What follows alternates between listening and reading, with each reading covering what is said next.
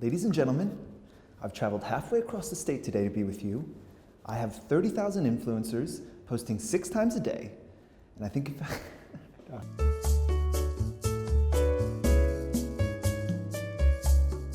What's up, everyone? Episode 74 of Drink with James.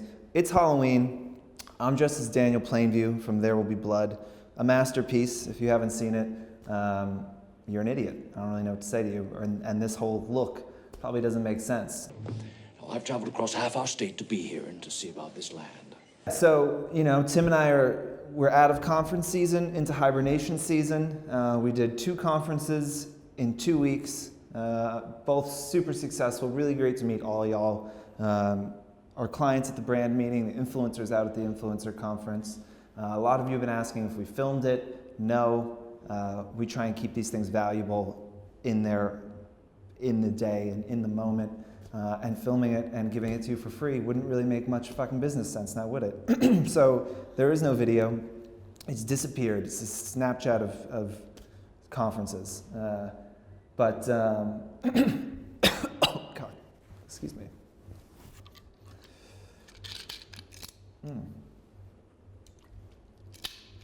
I also bought a Stetson recently, open road. Any Stetson fans in the house? Drop me a comment. I did it for this costume, and was kind of like initially like, oh, this is going to kind of be a joke, but now I just wear it all the time, very much not as a joke. And I was thinking about that and about how, when you are changing, especially your style, you always have that first moment when you try something on, it looks really weird. The first time I put a Tom Brown suit on and the pants come up 4 or 5 inches above where normal pants come, you're just like super uncomfortable when you think it looks really weird. And then you go put on your other pants and those start to look really weird. It's interesting how that happens. But as you guys know better than I do, style mavens that you are, it's important to get outside of your comfort zone and sometimes maybe just like shave a mustache and get a cowboy hat and see what happens. I'll probably start talking with more of a southern accent. I have had a mustache once before. Funny enough, also on Halloween, it was a John Waters mustache, so it was like a pencil stash, and I wore a cravat or an ascot and walked around. That was a little creepier. The pencil mustaches are quite strange. But yeah, this is only my second mustache experience. Enjoying it more than the first. Some of you, if you're lucky enough, will be getting another little Insta story thing from us, today, or if you're watching this on Tuesday, yesterday, Wednesday, 2 days ago, you get the point. We sent out these Insta stories that show if you were the top influencer by impressions for a certain brand. So if you are at 20,000 followers and you talked about Gucci every day because you love Gucci, then you would get and you were the person that talked about Gucci the most in your following level, then you get a little Insta story badge that says, hey, you are the top influencer for Gucci, and you can post that, and you tag Gucci, and you tag Fohr, everyone's happy, the brand's like, oh, who's this person? This is cool, I should work with them. Boom, they send you furry slippers for free, life goal achieved, unlocked, all that. So keep an eye out for that. Again, it's based on the number of impressions you produce for specific brands. There's about 300 brands that are in the queue that we're tracking.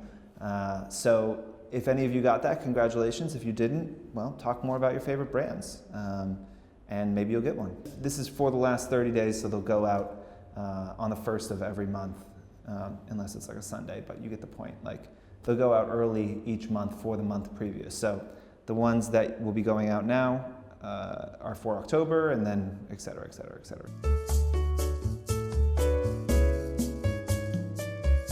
Question 1.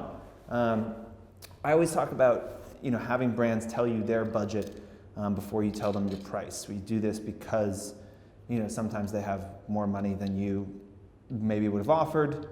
It kind of makes them go first. And I've talked about the idea of them buying something from you, you not selling it. So they're coming to you. You can ask them for a budget first. Sometimes they'll push back. So he's saying, what happens if they make you speak first? If they make you speak first,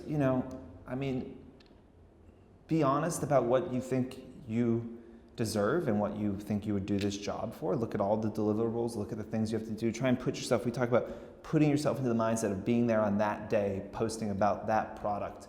Is that something that's going to really excite you? Or are you going to feel like, I kind of need a little extra money to do that? Are they making you dye your hair? Are they making you shoot, one sweater 5 ways? All these things go into the price. So say a price that's fair. I don't really believe in inflating your pricing that much. I prefer to just come in and say, this is my price and I can't negotiate. Let me step back. You don't want to say this is my price and I can't negotiate, but I prefer to just give a fair price.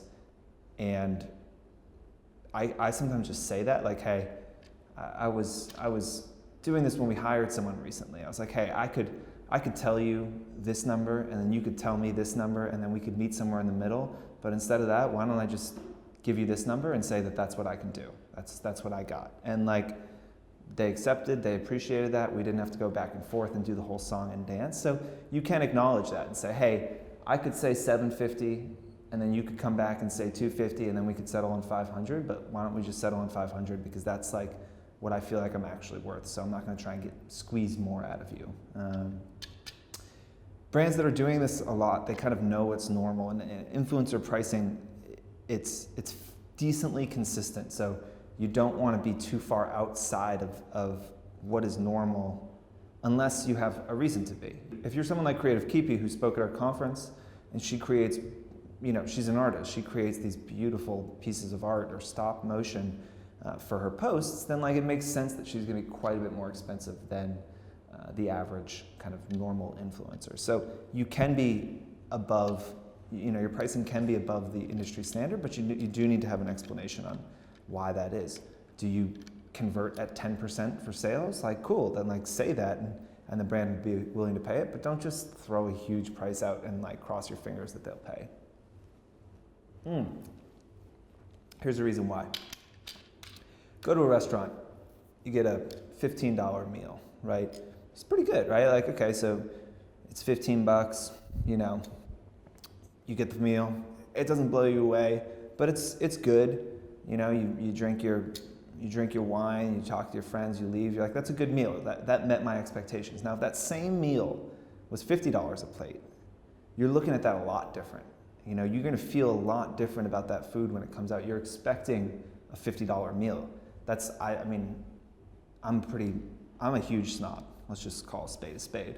I don't eat it at restaurants that often that have $50 entrees, and when I do, I fucking expect that it's going to be one of the top 20 meals of my life. It should be, right? And so think about it that way. Like, if you're charging Michelin star prices, you better bring the fucking goods. Because just because you got a brand to pay 2 times what your rate is, well, they expect you to be 2 times better than maybe you are. You expect 2 times the results that maybe you can deliver for them. And then what are you gonna do? They're never gonna fucking work with you again. Congratulations, like you made $500 instead of $250. Like, where did that get you? Nowhere. Do it for $250, grow your following, do it for $350 next, do it for $400, do it for $500, build a long-term relationship with the brand. Who knows where that goes in 2 years, but you're not here to, this isn't a transaction for you to cash out once. These are long-term relationships, and you should be thinking about the lifetime value of these deals. Could you make twice as much on the first one? Maybe. Could you make $10,000 with this client over the course of the next 5 years? Maybe, if you treat them well and if you're fair. So just be fair and honest. Like, it's not that hard. You'll get paid eventually.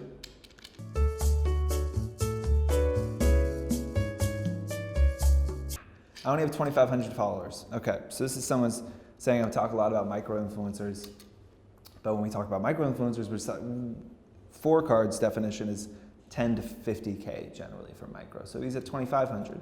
She, I can't remember. Do they have a chance? This is cheesy, I guess, but true. Like, literally every influencer with over 2,500 followers had 2,500 followers once. That's just a fucking fact of life. So like, do you have a chance? Yeah, sure. Like, literally everybody who is at 2,501 and above has been there, and they've made it work. So like, yeah, you absolutely have a chance.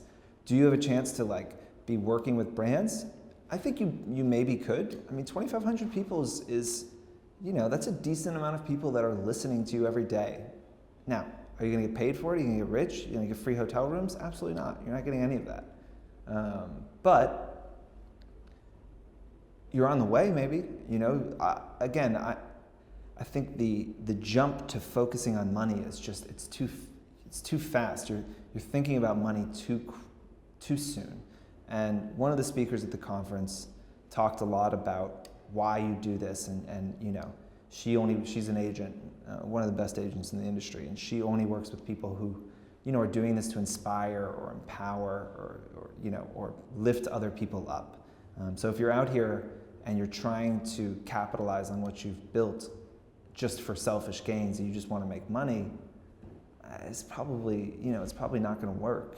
And at 2,500, at 5,000, at 10,000, I say this over and over again, but you should just be focused on growth. If what you want to do is be a professional influencer and quit your job, make money on this, travel the world, get the free hotels, all that fun shit that's really cool, then you should be focused on growth, not on how can I take these 10,000 followers and start getting free shit or getting money from brands. It's too early. Focus on growth, get that account up above 50K, get it above 100K, and things start really changing for you. But I wouldn't try and cash in too early.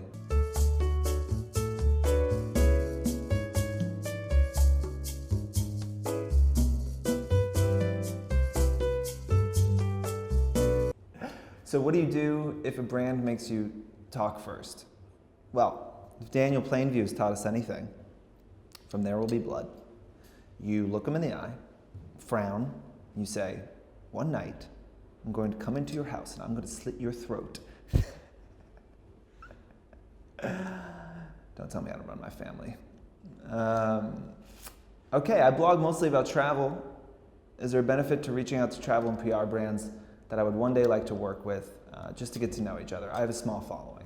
Great question. When do you start networking? I'd say early, Understand that these travel PR companies in general, fashion, travel, sports, whatever you're into, Stetsons, they're quite busy. Managing clients is difficult, and they're demanding, and there's a lot of emailing, and so it's fairly high touch, and they're pretty busy, and their inboxes are generally out of control. So take that into account. I think if you're a smaller influencer, let's say sub 50K, it could be harder for you to get a meeting, just because you don't have a big enough following maybe yet. And I'm speaking specifically to travel. This is not true in some other places. Travel it's a tough space. Everybody wants free hotel rooms, and unlike fashion and beauty, increasingly influencers are not working for free at all. They're not doing anything for product. The top influencers in the world are still doing posts for free in exchange for travel because they like to travel and they don't want to pay for it. So it puts you in a difficult position, whereas if you have 30,000 followers and you're a beauty influencer, you could work with a lot of beauty brands because bigger influencers are charging them all this money. So you say, hey, I'd love to get some product, I'll post for you, et cetera, et cetera. Travel, that's not going to work. You can't email the Four Seasons and say, hey, I've got 30,000 followers, I'd love to work with you. So travel PR, they're probably not going to take the meeting if you have a smaller following because there's nothing they can do immediately. So what's the point of the meeting? Now, you want to get to know them, that totally makes sense. You should start that process. So how can you add value to their life today? Okay, you can't work with any of their clients maybe, but maybe you stayed at one of their clients' properties. You can send a blog post, you can send them Instagrams that you did, and tell them, and say you'd like to stay in touch. If the other thing is you want to balance asking for a lot with being realistic, and so maybe if you're reaching out to that travel PR company, let's say they rep the Four Seasons, just, so we have something to talk about here. You could say, hey, I'm going on this trip, I'm staying at the Four Seasons in wherever you're going, New York. So I'm going to New York, I'm staying at the Four Seasons. Is there anything specific the team would like me to cover? I'm going to do some Instagrams. Is there anything I can do to highlight it? Oh, we just rebuilt the gym. That would be amazing if you could post something down there, like enjoy your stay. If that's a good PR person, they will probably do something. Maybe they'll try and get you upgraded. Maybe they'll send a bottle of champagne up. They should do something. But you've reached out now. Instead of saying, hey, I'd love to meet you, you say, hey, I'm staying at one of these properties. I'm already going to be covering it. Is there anything specific you want? Is there anything essentially all you're saying is like, hi, is there anything I can do for you? Right? And most of the emails that they get are, hi, is there anything you can do for me? And that's just like an annoying email to get. I get it all the time, influencers emailing me being like, hi, I'd love to be a part of your campaigns. It's like, cool, well, like, so would 29,999 other influencers on the platform probably. So like, I don't fucking know you. Hi, I'd like money. Like, no shit, everybody wants money. So what are you doing for them? You have to, we talk about this sales process and we talk about first part of closing a sale is building a relationship. So, and I get this question is like, how do I build the relationship? You don't build it by reaching out and saying, I want these things. So try and give back. Say, what can I do for you? I stayed at your property, here's a roundup of what I did. I stayed at competitive properties, this is a roundup of what I did. I'm looking to plan a trip to such and such. I don't know.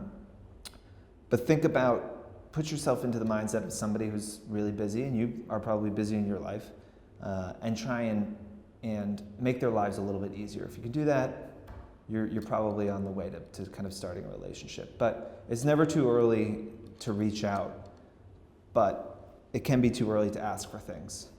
Better to have brands offer things than to ask. And I know that seems really obvious, but let's we've had Sydney on the show here, and we've talked about Veuve Clicquot, right? So let's say you want some Veuve for something that you're doing. You could reach out. I mean, Sydney said in her episode, like, reach out to me, tell me what you're doing, like, get your pitches. Like, that totally works, especially if you have a bigger following. Let's say you're at 10K and you want to reach out to Sydney. I would create content. I would buy a bottle of Veuve and I would do a post about it. I would send it to her. Say, hey, I just thought you'd want to see this. It's my favorite champagne. I went to, upstate. I went to a cabin with my friends this weekend and we drank it. Here's some photos. Hope you're well. Now, Sydney might come back and say, I love this. Let me know next time you're doing something fun. I'll send you some out, right? So like, so much better than you reaching out and being like, hey, Sydney, I'm going upstate with friends. Can I get champagne? You buy it, you create the content, you prove yourself. That was another part of the sales process for us is validation. You validated yourself. You have nice content. It looks good. You did a good job. The bottle, you can see the bottle, blah, blah, blah, blah, blah. And then they offer. Much better situation. So build that relationship early, but don't try and cash in on it right away. Let them come to you. I think you can send it anytime. I don't think, so Tim's question is like, when do you send it? Does it look weird, like overly eager, bad to be like, send it right after? Essentially like, I did this so I have something to send you. No, I don't think so, because like, again, you're proving that you're serious about it. You went out and you bought the bottle of champagne, you shot it, you posted it, you're sending that along. This is a business transaction, and this world is our world is built on that. You give me something, I get something in return. And yeah, I don't think there's any like question about that or that gets weird. You want something. You're emailing her or anyone that you're emailing at a brand, you're probably emailing because you want something. They know that. But again, what do you do? Like, those people that always just reach out when they want something and they never give you anything back. Like, those people suck. Think about your friends that like only reach out when they want shit from you. And then like, they're just never around when you need something or just when they don't need anything. Those people suck. Don't be that person like professionally. Try and help people out. You'll see, it'll come back to you. Well, ladies and gentlemen, that's it for me. Drink with James, episode 74, Halloween edition's done. Do you have anything else to add? Okay. what's he say? What's the last word? I'm finished. I'm finished.